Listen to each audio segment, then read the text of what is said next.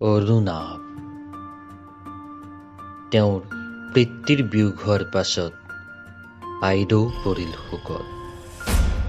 বলিয়া সাংবাদিক হিচাপে কৰ্মজীৱন আৰম্ভ, উপগ্ৰহ আৰ্যভট্ট আৰু এটা নতুন ব্যৱসায়ৰ স্বাৰ্থ।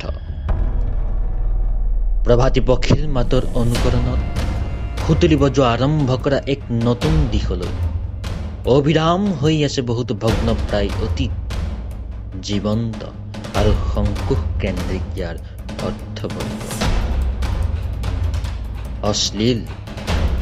অশ্লীল বুলি চিহ্নিত কবি আৰু গল্পকাৰ, মদ খাই তৰ্ক কৰা তেওঁ এজন ক্লান্তিহীন অভিভাৱক, যাৰ দ্বাৰা সৃষ্টি হয় বিদ্যুৎ প্ৰবাহ।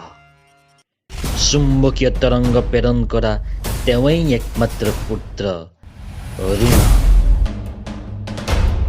নীলাচল আৰু মৰম তৃষ্ণা এই একেটাই অশূন্য।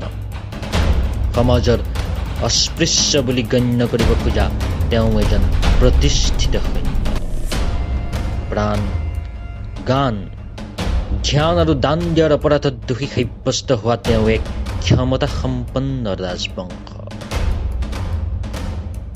শান্তিৰ নবেল বিজয়ী হৈ থকাৰ কথাও অন্তৰ্ভুক্ত। পিছে ভৌ ভৌকৈ ভোকা তেওঁ অশান্তিৰ দূত।